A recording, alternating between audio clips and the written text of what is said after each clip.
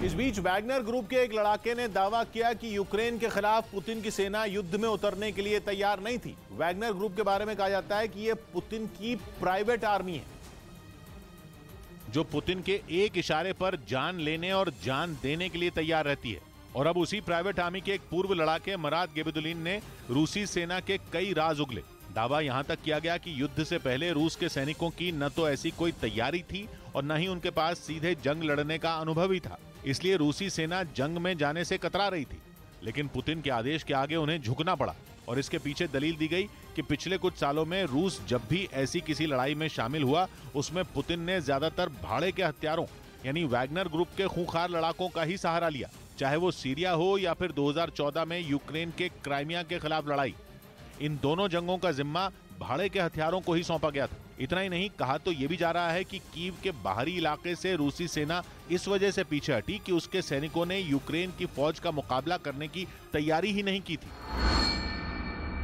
उधर यूक्रेन ने दावा किया कि रूसी राष्ट्रपति पुतिन का गुस्सा अपनी सेना के बड़े कमांडरों पर फूटना शुरू हो गया, क्योंकि पिछले 79 दिनों से जारी जंग में रूस को भारी नुकसान उठाना पड़ा। उसे उम्मीद है कि उसके उम्मीद के मुताबिक कामयाबी भी नहीं मिली और इसी वजह से पुतिन का गुस्सा 7वें आसमान पर है। यूक्रेन का दावा है कि जंग के लंबा खिंचने और सेना को हुए भारी नुकसान से परेशान पुतिन ने रूसी सेना के chief of staff general Valery Gerasimov को सस्पेंड कर दिया। यूक्रेन के मुताबिक गेरासिमोव को निकाले जाने की खबर पर मोहर तब लगी जब वो 9 मई को मॉस्को में हुई विक्ट्री डे परेड में नहीं पहुंचे। यही नहीं, यूक्रेन का दावा है कि खार्किव में रूसी फौज के पीछे हटने से नाराज पुतिन ने फर्स्ट टैंक आर्मी के कमांडर लेफ्टिनेंट जनरल सर्गेई किसेल को गिरफ्तार करवा दिया। यूक्रेन की तरफ से यह भी दावा किया गया कि रूस को काला सागर में भी हार का मुंह देखना पड़ा है और इसी वजह से पुतिन ने काला सागर में तैनात रूसी बेड़े के कमांडर एडमिरल इगर ओसिपोव को उनके पद से हटा दिया, जबकि बेड़े के डिप्टी कमांडर सर्गेई पिंचुक पर जांच बैठा दी। इस बीच हांगकांग के अखबार साउथ चाइना मॉर्निंग पोस्ट ने दावा किया कि यूक्रेन की जंग में रूस की हालत देखकर उससे हथियार खरीदने वाले देश अब यह सोचने पर मजबूर हो गए हैं कि वहां से हथियार खरीदे जाए या नहीं। और इसकी वजह है यूक्रेन के साथ 2.5 महीनों से छिड़ी जंग में रूस के हथियारों का हुआ बुरा हाल। कभी अपने हथियारों के दम पर दुनिया की तरफ आंखें तरेरने वाला रूस उन्हीं हथियारों की तबाही से मुश्किल में है। यूक्रेन के साथ जंग में उसके हथियारों का ऐसा दम निकला कि खुद रूस की भी सांसें फूलने लगी। सबसे बुरा हाल तो पुतिन की सेना के टैंकों का हुआ। यूक्रेन की सेना की मार से वो रूसी टैंक बेदम हो गए। कई बार तो ऐसी तस्वीरें आई जिनमें रूस के खतरनाक टैंकों के परखचे उड़े हुए दिखाई दिए। यही नहीं, रूस के कई लड़ाकू विमान भी यूक्रेन की सेना का निशाना बन गए। कहा जा रहा है कि यूक्रेन से लड़ाई में जिस तरह से रूस के टैंकों और सुखोई जैसे फाइटर जेटों के चीथड़े उड़ गए, उससे हथियारों की दुनिया में रूस की बादशाहत पर सवाल खड़े हो गए। दावा किया गया कि यूक्रेन में रूस के हथियारों का बुरा हाल उनकी बिक्री पर बड़ा असर डाल सकता है, जो कि रूस के लिए अच्छी खबर नहीं है, बल्कि दुनिया के दूसरे सबसे बड़े हथियार निर्यातक देश के माथे पर पसीना ला देने वाली खबर है। रूस के जैसे हथियार यूक्रेन में बुरी तरह तबाह हुए हैं। उनमें ज्यादातर को साउथ ईस्ट एशिया के देश वियतनाम, म्यांमार, मलेशिया, इंडोनेशिया खरीदते हैं, जिनमें वियतनाम रूसी टैंकों का एक बड़ा खरीदार है। वही टैंक जो यूक्रेन की जंग में जैवलिन मिसाइलों का निशाना बनकर धराशायी हो गए, जबकि इंडोनेशिया, मलेशिया और म्यांमार जैसे देश बड़े पैमाने पर रूस के लड़ाकू हेलीकॉप्टर खरीदते हैं। लेकिन अब दावा किया जा रहा है कि इन देशों ने रूस से हथियार खरीदने पर दोबारा सोचना शुरू कर दिया है। बताया गया कि वियतनाम रूस के सबसे आधुनिक सुखोई विमान Su-35 को खरीदे या नहीं, इस पर वो फिर से विचार कर रहा है, क्योंकि यूक्रेन ने दावा किया था कि 7 अप्रैल को उसकी सेना ने रूस के इस विमान को मार गिराया था। और माना जा रहा है कि इसी खबर के सामने आने के बाद वियतनाम रूस से विमान लेने पर असमंजस में फंस गया। उधर जर्मनी ने चेतावनी दी कि रूस अपने तेल और गैस का इस्तेमाल हथियार की तरह कर सकता है। यूरोप के देश तेल और गैस के लिए रूस के भरोसे हैं। मतलब ये कि बिना रूस के तेल और गैस को उनका काम नहीं चल सकता। और जर्मनी के वाइस चांसलर ने इसी वजह से कहा कि यूरोप को घुटनों पर लाने के लिए रूस अपने तेल और गैस को अपना हथियार बना सकता है। यानी जर्मनी कह रहा है कि रूस अपने तेल और गैस की वजह से यूरोप को ब्लैकमेल कर सकता है, क्योंकि पुतिन को पता है कि अगर उन्होंने सप्लाई बंद की तो जर्मनी समेत यूरोप के बाकी देशों का जीना मुहाल हो जाएगा। ये बात जर्मनी के वाइस चांसलर भी जानते हैं, इसीलिए वो ये बताना नहीं भूले कि उनके देश ने रूस से तेल लेना काफी कम कर दिया है, लेकिन आयात पूरी तरह बंद करने में 2 साल लग सकते हैं। मतलब इतना चीखने चिल्लाने के बावजूद जर्मनी रूस पर निर्भर है। और बिना वहां के तेल और गैस के उसकी गाड़ी आगे नहीं खिसक पा रही है, जबकि पुतिन के पास अपने दुश्मनों के हर वार का जवाब है।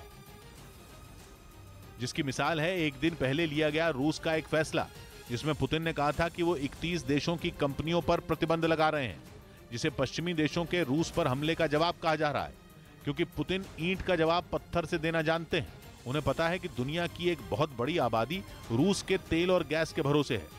कहा जा रहा है कि इसीलिए उन्होंने केवल जंग के मैदान में नहीं बल्कि आर्थिक मोर्चे पर भी कई दांव चले, जिनमें एक है उनका रूस की करेंसी रूबल से जुड़ा फैसला, जिसके तहत उन्होंने यूरोप के कई देशों से कहा है कि अगर रूस के साथ कारोबार करना है तो रूबल में करना होगा, जिसके लिए उन्हें रूस के सरकारी बैंक में खाते खोलने होंगे।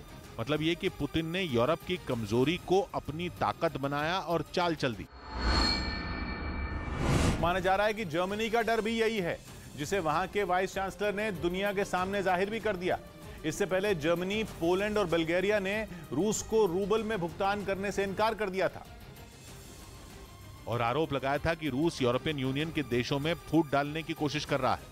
यूरोपियन यूनियन के अध्यक्ष ने तो यह तक कह दिया था कि यूरोप के सभी देश जल्द से जल्द रूस पर निर्भर होना बंद करें और उससे सारे रिश्ते तोड़ दें, जबकि रूस के रूबल में भुगतान वाले फैसले पर तो जर्मनी, पोलैंड और बल्गेरिया का खून खौल उठा और उन्होंने इसे रूस का गैस ब्लैकमेल बोल दिया था। रूस से तेल और गैस खरीदने वाले खरीदार देशों को मई महीने के अंत तक भुगतान करना है और रूस ने कहा है कि वो तेल का भुगतान रूबल में ही स्वीकार करेगा।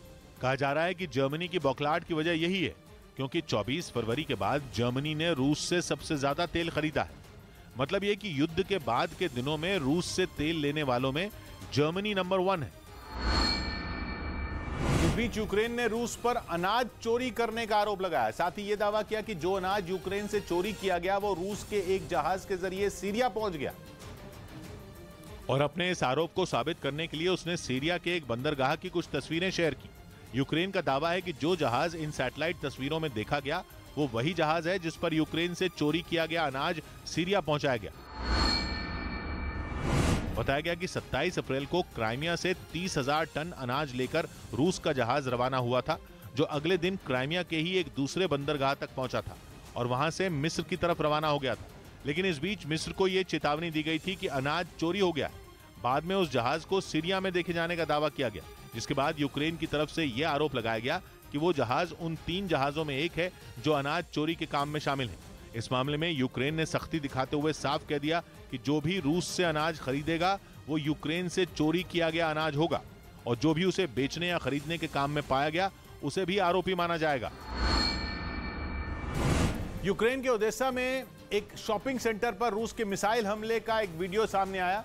रूस ने 9 मई को ओडेसा शहर पर एक साथ 7 हाइपरसोनिक मिसाइल दागी थी,